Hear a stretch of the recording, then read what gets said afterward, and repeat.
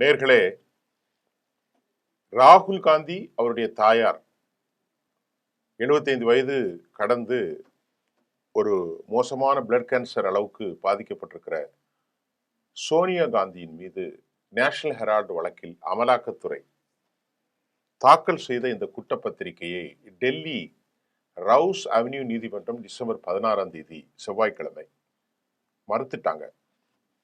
ஏற்க மறுத்துட்டாங்க. ஏன் மறுத்தாங்க? National Herald வழக்குனா என்ன? இதை பார்ப்போம்.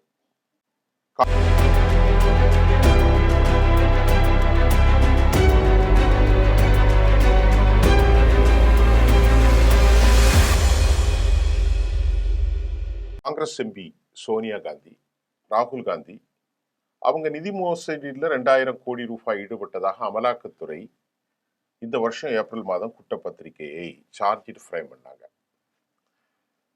பொதுவா எந்த வழக்கிலும் குற்றப்பத்திரிகை தாக்கல் செய்யப்பட்ட பிறகு நீதிமன்றத்தை அதை கவனத்தில் கொண்டு செல்லணும். அதன் பின் தான் அந்த வழக்கு நெக்ஸ்ட் மூவ் சொல்லக்கூடிய அடுத்த கட்ட நகருக்கு போகும். இந்த உத்தரவை ஒரு பெரிய வெற்றியாக காங்கிரஸ் கட்சி கொண்டாடியது. ஏன் அப்படின்னு பார்த்தா, உச்ச நீதிமன்றம் இதை ஏற்க மறுத்திருக்கிறது. எந்த ஒரு வழக்கும் பதிவு செய்வதற்கு முன்பு எஃப்ஐஆர் பதிவு செய்யப்பட்டிருக்க வேண்டும். ஆனால் இந்த வழக்கில் எஃப்ஐஆர் பதிவு செய்யாமல், எஃப்ஐஆர் பதிவு செய்யப்பட்ட பின்புதான் அமலாக்கத்துறை அதற்குள் வர முடியும். ஒரு 1ஆம் படி 2ஆம் படி ஏறி பின்னதான் 10வது படி நம்ம வர முடியும். ஆனா எதுவுமே இல்லாம டக்குன்னு உள்ள வந்துட்டாங்க. இதுதான் காங்கிரஸுக்கு பெரிய வெற்றியா பார்க்கப்படுகிறது. இந்த வழக்கை ஏற்க மறுத்தது.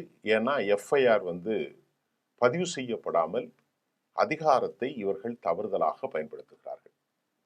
இதை நம்ம அதை பார்ப்போம், இந்த வழக்கின் போக்க. இந்த போன வாரம் புதன்கிழமை செய்தியாளர் சந்திப்பு நடந்துச்சு. அபிஷேக் மனு சிங்வி என்ன சொன்னார்னா, விசாரணை அமைப்புகளை பாரதிய ஜனதா தவறாக பயன்படுத்தினதுக்கு இது ஒரு பெரிய சான்று அப்படின்னு காங்கிரஸ் சொல்லிட்டாங்க. மற்றொரு பக்கம் பாரதிய ஜனதா செய்தி தொடர்பாளர் கௌடியா பாட்டியா என்ன சொல்றாருன்னா, அந்த வழக்கெல்லாம் அவர்களை விடுதலை அளிக்கவில்லை அப்படின்ட்டு அவங்க பிஜேபி சார்பா சொல்றாங்க. சொல்லிட்டு தொழில்நுட்ப காரணங்களுக்காகத்தான் விசாரணை நீதிமன்றம் குற்றப்பத்திரிகையை ஏற்கவில்லை என்றாலும் வழக்கு இன்னும் தொடர்வதாக பாஜக இன்னும், ஆனா அவங்களுக்கெல்லாம் அதை பத்தி கவலை இல்லை. யாரை பழிவாங்கிறதுனாலும் நாங்குவாங்க. இது குறித்த விசாரணை தொடர்ந்து நடைபெறலாம் என்றும், இடி அமலாக்கத்துறை விரும்பினால் இந்த முடிவை உயர்நீதிமன்ற சவாலுக்கு உட்படுத்தலாம் என்றும் பிஜேபி தெரிவிக்கிறது. இப்ப இந்த வழக்கு ஏன் போட்டாங்க? இதுல உண்மை இருக்கா பார்ப்போம். 2013ஆம் ஆண்டு பாஜகவினுடைய நாடாளுமன்ற உறுப்பினர் டாக்டர் சுப்பிரமணிய சாமி அவர் ஒரு புகாரை கொடுக்கிறார். அதுல சோனியா காந்தி, ராகுல் காந்தி இவங்க 2000 கோடி ரூபாய் மதிப்பிலான சொத்துக்களை AJL அசோசியேட் ஜேர்னல் லிமிடெட் இந்த நிறுவனத்துல 50 லட்சத்திற்கு யங் இந்தியா என்ற நிறுவனத்திற்கு மாற்றியதாக அவர்கள் குற்றம் சாட்டினார்கள். யாரு? சுப்பிரமணிய சாமிங்கிற ஒரு தனி மனிதன் தான் இதை பதிவு செய்யறார். AJL என்பது என்னது? அசோசியேட் ஜேர்னல் லிமிடெட் டெக்கன், அதாவது நேஷனல் ஹெரால்டு பத்திரிகை வெளியிடும் நிறுவனம் தான் இதுவாகும். இதனை யாரு ஃபவுண்டர் ஆர்கனைசேஷனா? பண்டித ஜவஹர்லால் நேரு. இப்போ சுப்பிரமணிய சாமி ஒரு கோர் ஹிந்துத்துவா, தமிழ்நாட்டுடைய பிராமணிக்கல் மோஸ். சுப்பிரமணிய சாமி என்ன சொல்றாருன்னா, மோசடி மற்றும் குற்றச்சதி உள்ளிட்ட குற்றச்சாட்டுகளை ஒரு 12 வருஷத்துக்கு முன்னாடி வைக்கிறாரு. 2014 சோனியா காந்தி, ராகுல் காந்தி மற்றும் பிறரை நீதிமன்றத்தில் ஆஜராகுமாறு இந்த வழக்குல ஒரு 10 வருஷத்துக்கு முன்னாடி நீதிமன்றம் உத்தரவிடுகிறது.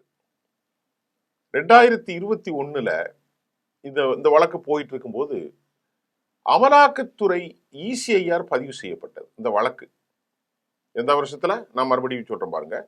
2021 2011 தான் சுப்பிரமணிய சாமி பதிவு செய்யறாரு.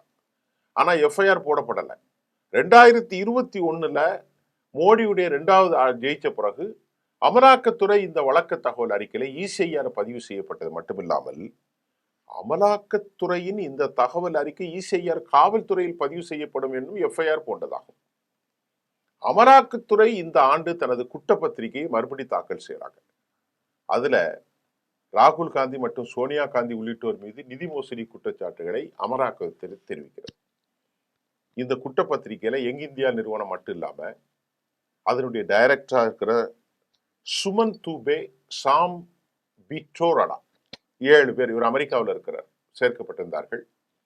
கடந்த செவ்வாய்க்கிழமை என்ன நடந்துச்சு என்பதை முதலில் புரிந்து கொள்ள அதன் சட்ட நடைமுறையை நாம இப்போ புரிந்து கொண்டுதான் வேணும்.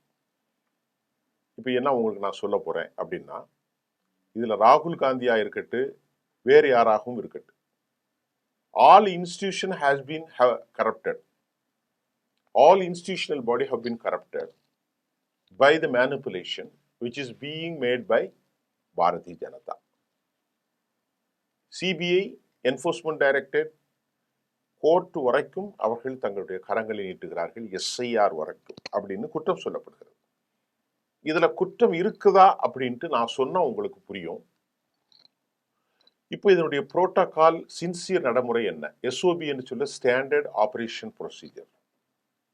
பொதுவாக ஏதேனும் ஒரு குற்றம் நடந்துச்சுன்னு வச்சுக்கிடுங்க, நமது புகாரின் அடிப்படையில் காவல்துறை FIR பதிவு செய்யப்படுது. அதாவது FIR which means first information report. எதுனாலும் உடனே FIR பதிவு செய்யணும். காவல்துறை அதுக்கப்புறம் அதை விசாரிப்பாங்க. இதுல உண்மை இருக்கா விசாரித்து குற்றப்பத்திரிகையை தயார் செய்த பின்னர் அது நீதிமன்ற விசாரணைக்கு அனுப்பப்படும். அப்போ முதல் படியில காவல்துறையினுடைய concern authority have to visited site inspection and find out everything. அதை நீங்க ஃபவுண்ட் தட் அவங்க பார்த்து இருக்குது, இதற்கு பிரைமா பேசி அப்படிங்கிறத ரூட் கார்னரா பக்காவா வந்த பிறகு அந்த documentation concern authority hand over பண்ண பிறகு அது மறுபடி லீகலைஸ்டா கோர்ட்டுக்கு போகும். இதுதான் FIR உடைய நடைமுறை. அப்படிதான் அதுக்கப்புறம் தான் மத்தெல்லாம் வரும் அமலாக்கத்துறையெல்லாம். ஆனா விசாரணைக்கு பிறகு எந்த அடிப்படையில் வழக்கு தொடரப்பட வேண்டும், FIRல இவ்வளவு காரணங்கள் இருக்கு, பிரைமா ஃபேஸ் இருக்கு என்பதை முடிவு செய்த பிறகுதான் நீதிமன்றம் முடிவு செய்யும். ஆனா பணமோசடி தொடர்பான வழக்குகள் இந்த நடைமுறை சற்று மாறுபடும். PMLA சொல்றோம் இல்லையா, பிரிவென்ஷன் ஆஃப் மணி லாண்டரிங் ஆக்ட்ல. உதாரணமாக ஒருவர் கடத்தப்பட்டு பணம் கேட்டு மிரட்டப்படுறான்னு வச்சுக்கோ. முதல்ல இதுல எப்படிலாம் நம்ம இந்தியாவுடைய சட்டத்தை அமல்படுத்துறான் பார்க்கணும். முதல்ல கடத்தல் குறித்து காவல்துறை அந்த வழக்கெடுப்பாங்க. இது சட்டம் ஒழுங்கு, எப்படி கடத்தினா மிரட்டினான்னு. அதுக்கப்புறம் அந்த டிரான்சாக்சன் நடங்க பாருங்க, பண பரிமாற்றம், இதுல அமலாக்கத்துறை விசாரணை நடத்தும். இந்த சூழ்நிலையில காவல்துறை முதல்ல கடத்தல் குறித்து FIR பதிவு செய்யும். அந்த FIR-இன் அடிப்படையில் மணி டிரான்சாக்சன் ஹிடன் ப்ராசஸ் நடப்பது அமலாக்கத்துறை வரும். எனவே எந்த ஒரு புலனாய்வு அமைப்பா இருந்தாலும் முதல்ல ஒரு புகாரை பதிவு செஞ்ச உடனே அது காவல்துறையால் ஆய்வு செய்யப்பட்டு அதன் பிறகுதான் பணமோசடி சம்பந்தப்பட்டிருந்தால் அதில் அமலாக்கத்துறை விசாரிக்க முடியும். முதல்ல காவல்துறை 1ஆம் படி 2ஆம் படி, அமலாக்கத்துறை அதற்கெல்லாம் ரொம்ப பின்னாடிதான். ஆக இது பணமோசடி தடுப்பு சட்டத்தின் கீழ் எந்த குற்றங்கள் மூலம் ஈட்டப்பட்ட வருமானம் குறித்து அமலாக்கத்துறை விசாரிக்கலாம் அப்படின்னு அதுக்கு ஒரு பெரிய லிஸ்ட் இருக்கு. நேஷனல் ஹெரால்டு வழக்குல நீதிமன்றம் இதே சிக்கலை எதிர்கொள்ளுது. எப்படின்னா, காவல்துறையில ராகுல் காந்தி மீதோ அவங்க அம்மாவின் மீதோ FIR பதிவு செய்யப்படவில்லை. இதுல அமலாக்கத்துறை எப்படி உள்ள தலையிட முடியும் என்று காவல்துறைக்கு, அதாவது அரசுக்கு எதிராக காங்கிரஸ் கட்சியுடைய வக்கீல்கள் கேட்கிறாங்க. அமலாக்கத்துறையின் சார்பில் ஆஜரான சொலிசிட்டர் ஜெனரல் அவர் என்ன சொல்றாருன்னா, இங்க பாருங்க, இது பிஜேபியினுடைய கட்சியின் ஆதரவான வக்கீல். 2014 டாக்டர் சுப்பிரமணிய சுவாமியின் தனிப்பட்ட புகாரை நீதிமன்றம் ஏற்றுக்கொண்டு குற்றம் சாட்டப்பட்டவர்களை ஆஜராகுமாறு உத்தரவிடப்பட்டுள்ளதால் இந்த வழக்குக்கு தனியாக ஒரு காவல்துறை FIR தேவையில்லை என்று கூறினார். எது வேணாலும் மாத்துவாங்க. எவ்வளவு பெரிய குடும்பம் பாருங்க. பொதுவாக the law can be applied all sectorial on the people, whether that may be a celebrity or not, அதெல்லாம் இல்லை. இதுதான் ப்ரொசீஜர். அந்த ப்ரொசீஜரே இவங்க மாத்துறாங்க. குற்றம் சாட்டப்பட்டவர்களினுடைய வாதங்களை ஏற்றுக்கொண்ட நீதிமன்றம் என்ன செய்யுதுன்னா, ஒரு FIR பதிவுக்கு பிறகு நடைபெறும் காவல்துறை விசாரணைக்கு மாஜிஸ்ட்ரேட் முன்னிலையில் அளிக்கப்படும் தனிப்பட்ட புகாருக்கு இடையே மிகப்பெரிய வித்தியாசம் இருக்குது சார் அப்படின்னு சுட்டி காட்டுறாங்க. பிஜேபி கவர்மெண்ட் சொல்லுது, ஒரு தனிப்பட்ட சுப்பிரமணிய சாமி தான் சொல்றாரு, அதை உங்களுக்கு போதும்னு சொன்னோன்னா கோர்ட் சொல்லுது, இல்லை சார், எந்த தனிப்பட்ட ஆள் கொடுத்தாலும் எஃப்ஐஆர் பதிவு செய்யணும் சார், எஃப்ஐஆர் இல்லையே அப்படின்னு கோர்ட்டு கேட்கிறாங்க. புலனாய்வு செய்வதற்கு காவல்துறை சிறந்த வளங்கள் வசதிகள் உள்ளன. ஒரு எஃப்ஐஆர் கீழ் நடத்தப்பட விசாரணை, குறிப்பிட்ட பணம் எந்த குற்றத்தின் மீது தெரியப்படுத்தப்பட்டது, என்ன மோசடி, இதெல்லாம் அமலாக்கத்துறை விசாரணை நடத்த முடியும் என்று, இதெல்லாம் பண மோசடி குறித்து அமலாக்கத்துறை விசாரணை நடத்த முடியும் என்று நீதிபதி விளக்கியது. எஃப்ஐஆரே இல்ல, பிரைமா ஃபேசி இல்ல, எதுவுமே இல்லை, நீ எப்படி அமலாக்கத்துறை உள்ள வந்து பூந்து ராகுல் காந்தியும் அவங்க அம்மாவும் இப்படி பண்ணாங்கன்னு சொல்லுவா அப்படின்னு கோர்ட்டு கேட்குது. இந்த வழக்குல நடந்தது போல ஒரு தனிநபர் அளித்த பெர்மிஷன்லாம் வச்சு புகார் அடிப்படையில் நாம விசாரிக்க முடியாது. மற்ற புலனாய்வு அமைப்புகள் விசாரணைக்கு பிறகுதான் பண மோசடிக்கு அமலாக்கத்துறை உள்ள என்ட்ரி ஆகணும். சமீபத்திய ஆண்டு அறிக்கையிலே நீதிமன்றம் இதை குறிப்பிட்டிருக்கிறது. இப்ப எஃப்ஐஆர் பதிவு செய்யப்படாத நிலையில் அமலாக்கத்துறை நடவடிக்கை எடுக்க மறுத்த முந்தைய 2 வழக்குகளை நீதிமன்றம் இதே மாதிரி சுட்டி காட்டியது. ஃபர்ஸ்ட் ரிப்போர்ட் இருக்கணுங்க, எந்த ஒரு பிரச்சனையா இருந்தாலும் சரி. நான் உங்களுக்கு சொன்ன பாருங்க, கடத்தப்பட்டதை போலீஸ் பார்ப்போம், அப்புறம் மணி டிரான்சாக்சனை அமலாக்கத்துறை பார்ப்போம். இதுல எந்த ஒரு பிரைமா பேசியும் இல்லை. ஆக இந்த வழக்கில் அமலாக்கத்துறை ஆவணங்களை மதிப்பாய்வு செய்ததாக நீதிமன்றம் கூறியது. சுப்பிரமணிய சாமி 2016 இந்த விஷயத்துல நடவடிக்கை எடுக்குமாறு அமலாக்கத்துறை மற்றும் மத்திய புலனாய்வுத்துறைக்கு சிபிஐக்கு கடிதம் எழுதியதாக கண்டறிந்து, இது 2014 நடக்குது, கண்டறிந்தது.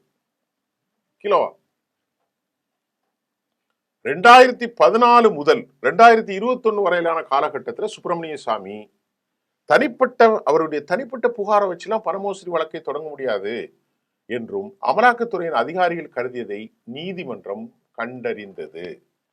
அன்றைக்கு சுப்பிரமணிய சாமிங்கிற ஒரு தனியார் அவருடைய மனப்போக்குலாம் இதை செய்ய முடியாதுன்னு அன்னைக்கே சொன்னாங்க. நீங்க எஃப்ஐஆரை போடலே, இப்போ வந்து எப்படி கேட்குறீங்க அப்படின்னு நீதிமன்றம்.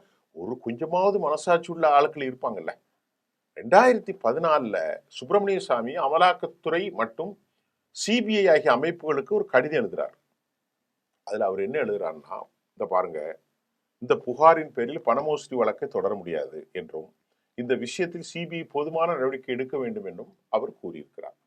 மறுபடியும் நான் இதை உங்களுக்கு நான் தெளிவுபடுத்துறேன். என்ன சொல்றாரு சுப்பிரமணிய சாமி பாருங்க, இந்த புகாரின் பேரில் பணமோசடி வழக்கை தொட முடியாது. அப்ப பணமோசடினா யாரு? அமலாக்கத்துறை. அது சுப்பிரமணிய சாமி கோட்டர் பண்ணிட்டார்.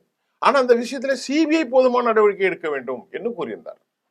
அப்ப சிபிஐ வழக்குன்னா அது குற்றத்தை கண்டுபிடிப்பது, அமலாக்கத்துறை அந்த குற்றத்தின் பால் த டிரான்சாக்சன் மணி. அப்ப Subramaniya Swamy he's confused their own mistake. அவர் என்ன சொல்றாரு, நான் தப்பு பண்ணது மாதிரி அவர் சொல்றாரு.